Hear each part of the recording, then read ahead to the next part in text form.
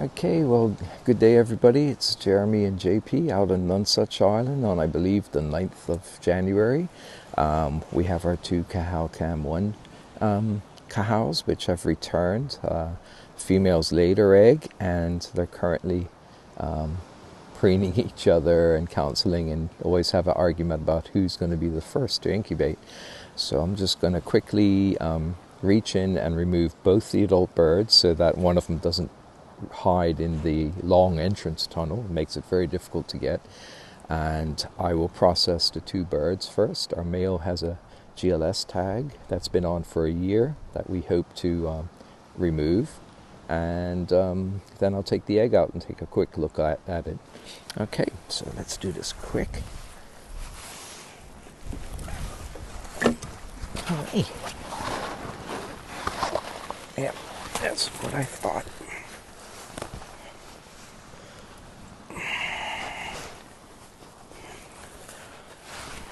It's okay. Okay. It's always difficult when there's a pair involved because you never know where they're going to go. Okay, the egg looks fine. It's a very elongated egg again. This pair seems to do that a lot. But what I'm going to do is take this bird, tie the drawstring, and then I'm going to process each bird individually. I believe this is the female, this is the male, but I might be wrong there. So, basically, we're going to get bird number 1.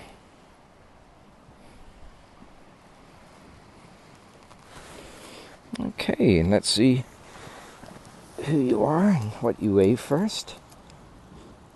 Usually after egg laying, the female will be considerably less in weight than the male, so I suspect this is the male. It's 383, so minus the weight of the bag, that's 363 grams.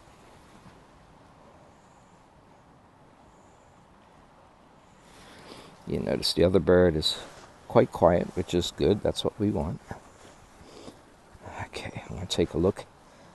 I don't know, this is, wow, that is the female, and that's a remarkably heavy weight, which is something we've been seeing. The birds are all in superb shape. This is after laying an egg, which we'll see the weight of. It's just still 363 grams. So the band number is E0212.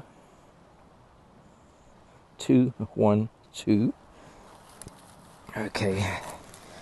I'll always do this. I'll do an external cloacal examination, and yeah, you can see this is how we sex the bird, and her cloaca is very distended. It's got like a white discharge. The lips are very puffy, and that's because she's just squeezed out a very large egg through a small passage. It's the same as a human having about a 30 to 35 pound baby. It's like a quarter to a fifth of the body weight, the body mass of the female bird.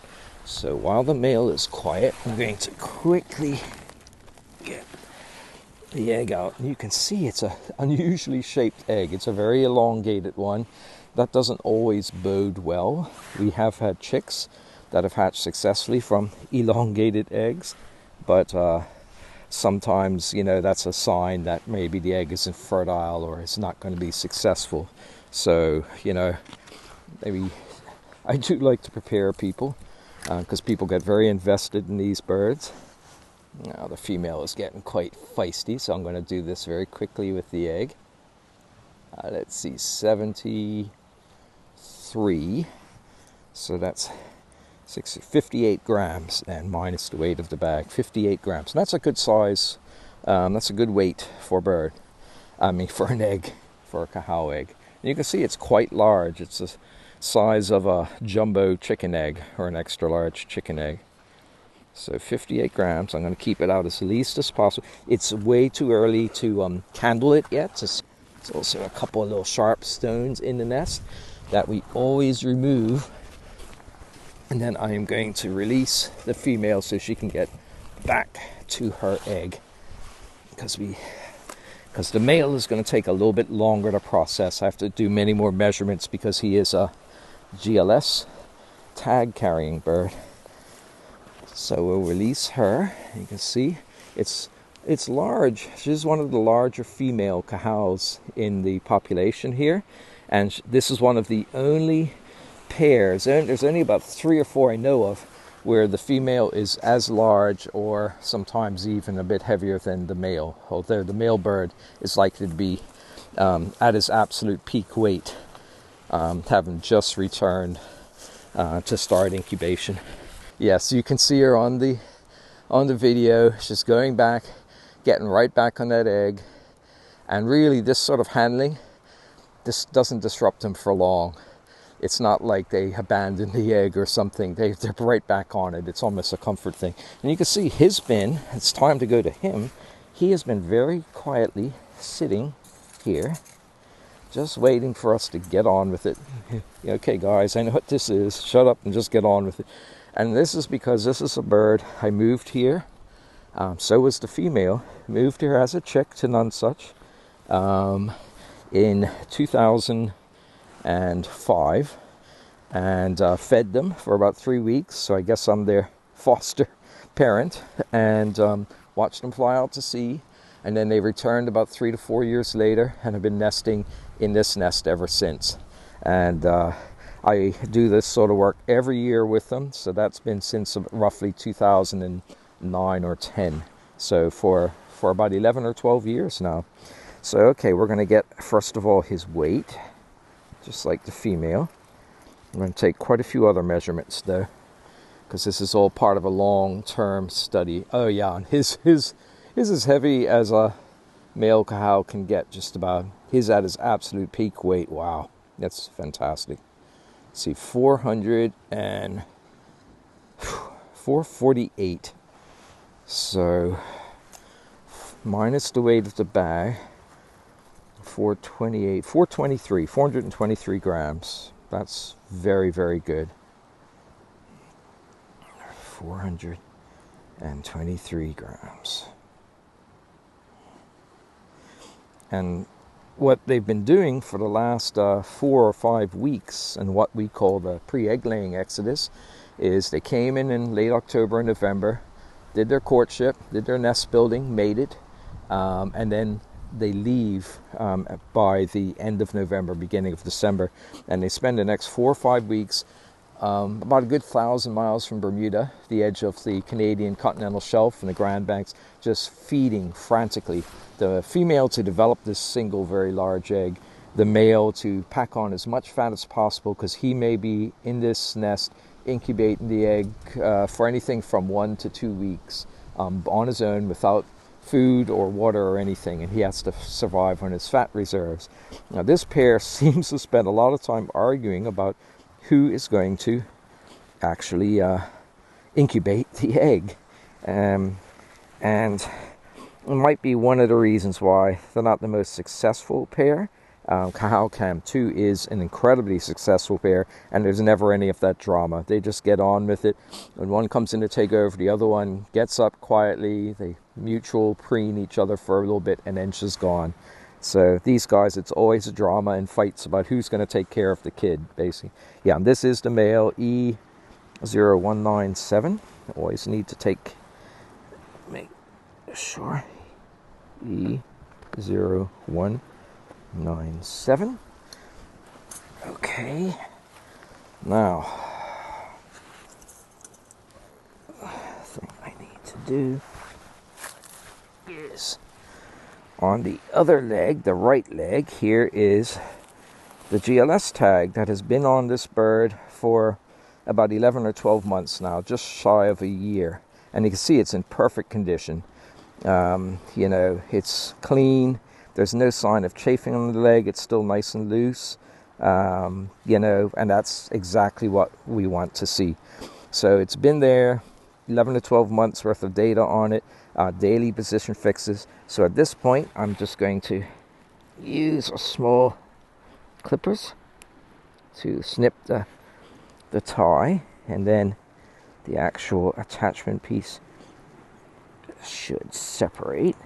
And so I can get it right off the leg, and there we are. That's as easy an extraction. And you can see there's no real sign of wear and tear in the leg. It's unabraded. It's in perfect shape, actually. That's just what we want to see. Okay, now, so I'll check in a bit just to see what the number of the tag is before I bag it up. But I'm going to take a series of morphometric measurements because this is a bird that we're doing this work with. I just have to find the other leg. Always do this on the same leg in every bird. Do the tarsus length first. Let me just redo that. Sometimes they don't like this cold metal.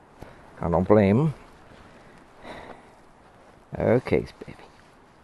Yeah, he's been super quiet, so I can't complain. He's been a very obliging boy so far. Okay, so tarsus length is 37.4. Of course, now my pen is 37.4.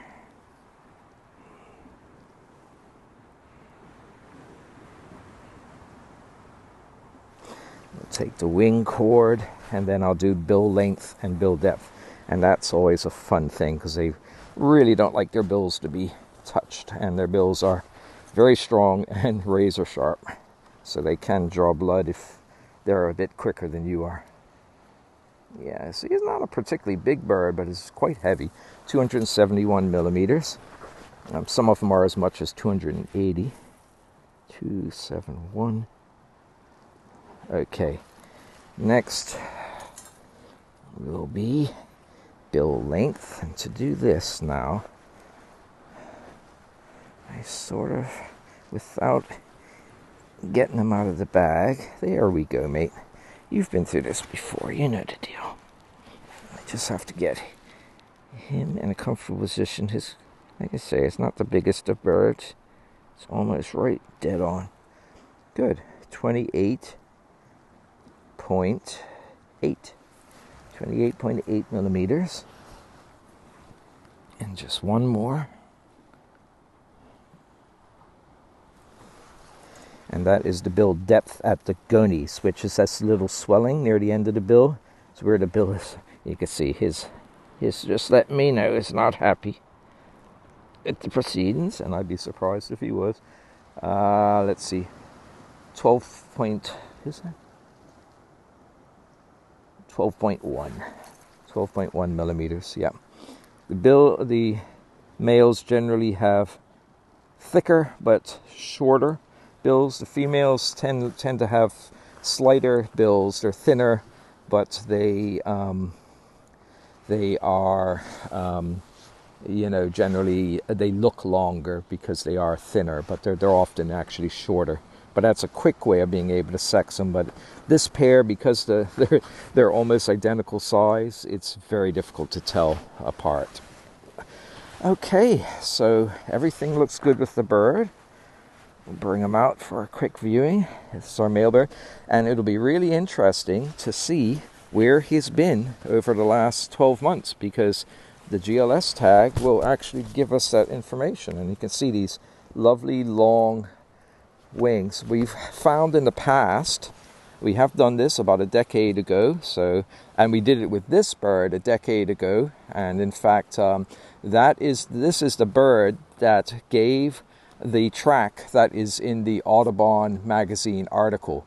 The one that is in there that shows the track of the bird over a year, that was done from 2009 to 2010. We're really interested to see if a decade later this bird went generally to the same areas, near the Azores and all the way up to northwest of Spain and west of Ireland. And that will show us that basically the individual birds tend to go to the same spots every year for their entire long lifespan, which can be 40 to 50 years. Okay, so we've had him out enough. We'll put him in. He's a great weight. Hopefully he will be able to do what he should be doing and take over. But it all depends. his mate is quite, and there they are greeting each other. And that's what we call an ecstatic call, and that's often given as a comfort almost to each other after a traumatic thing like being dragged out of the nest and everything. But it's one of these pairs that the female has very fixed ideas. She wants to incubate the egg. He wants to. She has a very good weight, which means she was probably well over 400 grams before she laid the egg. And it's just mind-boggling, because I think that's the reason why she's not in a hurry to go out. Most females are below 300 grams, like 290 grams or something after laying this 58-gram egg. She's still 350 grams or so. I forget exactly how much, but she's probably not in any hurry. She's not hungry, and she wants to incubate that egg too. So they're going to have to sort it out among themselves, and hopefully, they will sort it out. These birds are remarkably attached to each other, but when that egg comes, man, the egg is the center of attention, and then the chick once it hatches. So I'm just going to finish up then, and we'll take a look at the GLS tag and see what number it is, and then I will just put it in a bag. Our overseas research collaborators are Letizia Campioni from Italy, and she's been coming to Bermuda for, this will be the 4th year, but 2 years in the middle she wasn't able to come because of COVID and because of the lockdowns and pandemic. So she sent me the GLS tags to put onto the birds, and now we're in the process of retrieving 24 tags that I put on birds a year ago, and I've so far already retrieved, this will be the 4th one. So only 20 to go now. Okay, so we will take a look, and to do that, you can see how it's an ingenious thing. It's just a plastic sleeve that just clamps around the leg, and then that's secured around the leg with a zip tie, and then there's another zip tie that secures the tag to the sleeve, to the actual metal sleeve. So I'm going to cut the second one, just lift it up, and there it is, BW170. These grams are minute. They're like smaller than my fingernail. They only weigh about 3 grams each. These ones, I believe, are even a bit less than that. And I have a little photovoltaic cell, and they are designed to take position fixes every day for up to 2 years. But in this case, we're satisfied just to get a year's worth of data. So let me just make sure, BW170. I'll put this in its own little bag. All right. So put the 8 of the egg. So GLS tag removed from right leg. Tag number BW170. Okay, and I'll be able to tell the exact date. I believe it was in January last year. It's probably a week shy of a year, a full year it's been on that bird. So that, I'm sure, has some very interesting tales to tell if the data is good. And we'll know that when Letizia arrives in about 2 weeks. She has a computer with the program. We just plug the tag into a special reader, and the computer will throw up, where the track that the bird has taken for that time. So, as scientists, you have to make sure everything is well documented. So, let's see. 9th of January 2022. Hard to believe. It's nest number R831. Location is Nonsuch Island.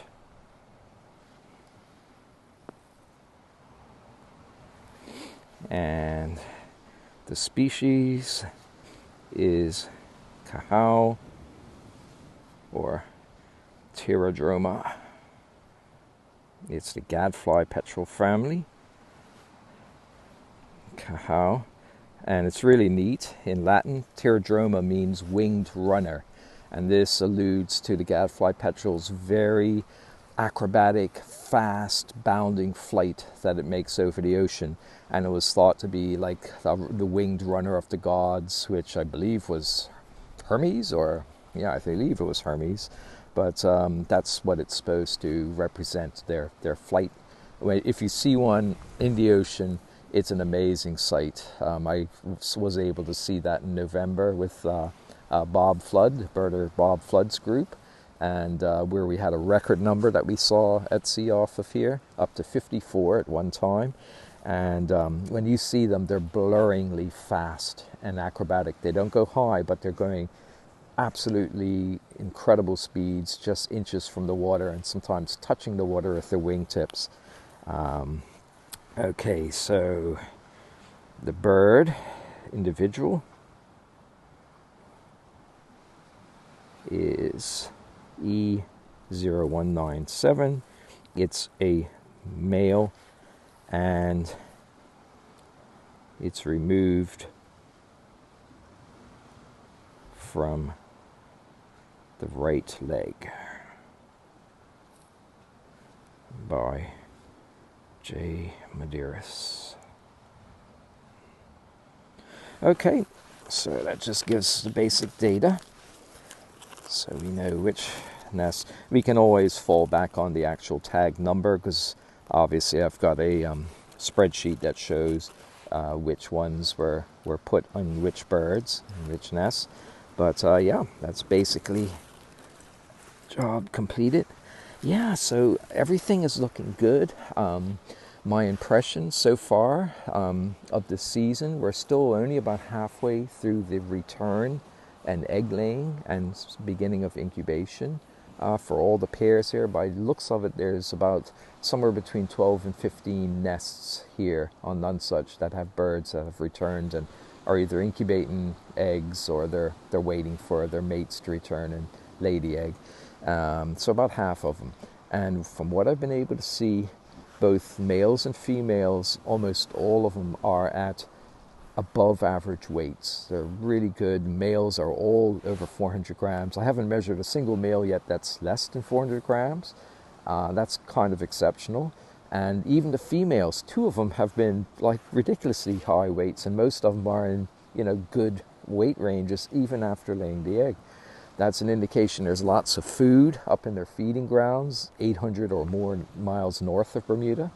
Why did they go so far, do you say? Well, Bermuda, they nest here because before man came and messed up the environment, this was one of the only totally mammal-free nesting islands available in the western North Atlantic, north of the Caribbean, which is filled with predators and such. Burrow nesting seabirds have a hard time down there. Nowadays there's mongooses and rats and also snakes and everything else down there that eat eggs and chicks. Bermuda was a totally mammal-free, predator-free environment for them. It was an absolute paradise for burrow nesting seabirds, and that's why they are here.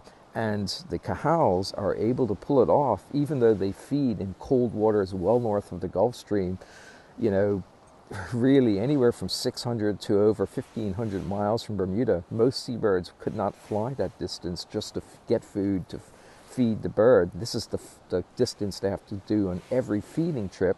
It's 2,500 to 3,500 miles to feed the chick once that each adult passes. They can do that because of their superb flying ability. They have these long, thin wings, very fast flying. We've tracked them with GPS tags at over 50 miles an hour when they have a good, wind behind them.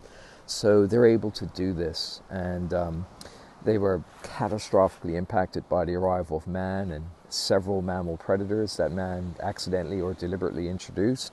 Thought to be extinct for 330 years, rediscovered in 1951, only about 17 pairs. So it was considered a Lazarus species that was thought to be dead but has risen from the dead. And here, 60 years later, we've been able to increase its number this year to a record of about 156 nesting pairs. So their numbers have tripled in the last 20 years in particular. So, it's going quite successfully. A lot of work will continue for the foreseeable future. This is a species, like many in the world, like an increasing number in the world, that will probably never thrive again or do well without some management from man. This is not a species that we can come in, save, and then ride off into the sunset. No, we've saved it, and this is a species that will require ongoing management to keep rats off these islands, to make sure that there's no competition between other seabirds for the nests, and to make sure that human access is controlled to some extent. As soon as boats start landing on the island uncontrollably, rats and mice and things like that get onto the island. Even ants. Certain species of ants, common in Bermuda, would destroy these nests, the eggs and the chicks, if they got out here. So, it's a measured thing. They're in great shape. They're safe now. The little tiny islands out there, which are so vulnerable to hurricanes, they're slowly submerging with sea level rise. Aren't the issue anymore, because on Nonsuch here they're almost 50 feet or more, up to 70 feet above sea level, so we're safe with sea level rise and hurricanes for thousands of years, hopefully. So all that being said, it's looking very good. We're sorry it's taken so long to get back with this, but this is the really exciting part of the season that is starting, and just hope that everybody is able to watch this and really see the inner nest life and the hopefully development of chicks and such in one of the world's most endangered seabird species and the national bird of Bermuda. So from Jeremy and JP on Nonsuch Island on a wintry day for Bermuda anyway, you can see it's actually quite nice. It's cool for us, but it's cool being about 65 degrees Fahrenheit. But it's a beautiful day, and we hope that you'll be with us as we go on this interesting journey. So all the best from us on Nonsuch Island, Bermuda, and everyone have a great day.